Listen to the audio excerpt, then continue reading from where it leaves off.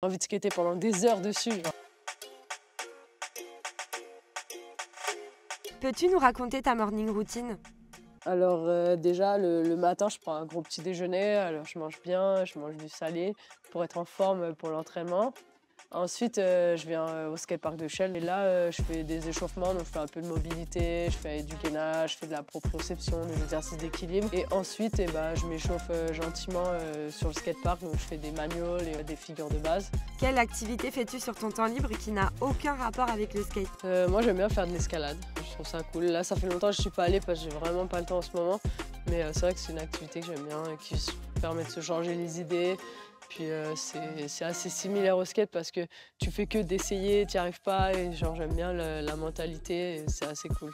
Est-ce que tu as un rituel un peu superstitieux avant les compétitions? Avant les compètes déjà je m'échauffe bien. Ensuite j'écoute de la musique en général parce que j'aime bien, je trouve ça détend.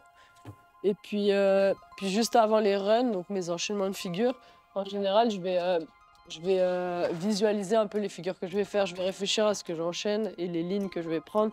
C'est important pour toi que le skate soit un sport où les adversaires s'encouragent? Ça, c'est le plus important et c'est justement, on essaie de donner le bon exemple aux autres sports.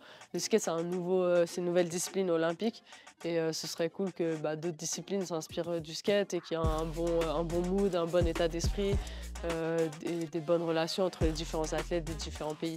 L'endroit le plus improbable où tu aies fait du skate? Je dirais que c'est dans un grand magasin parisien. C'était assez cool d'être entre les parfums, les accessoires de luxe et de pouvoir skater sur le marbre. C'était juste avant l'ouverture, donc c'était une opportunité qui était rigolote. Le sol, il roulait trop bien. J'ai envie de skater pendant des heures dessus. J'aurais pu rester là, ça aurait été incroyable. Comment utilises-tu la vision pour optimiser tes figures?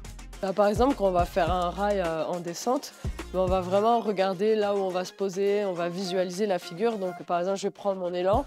Je vais m'arrêter devant le rail et là, mon regard va se poser sur l'endroit où je veux me poser exactement. C'est cette prise de repère visuel qui va permettre de bien viser, de bien se poser et ensuite de bien sortir à la fin de la figure. Donc par exemple, si je vais regarder le rail, je vais aller comme ça, je vais regarder, faire OK. Et je vais repartir de l'autre côté et là, je vais aller je vais dropper et je vais y aller.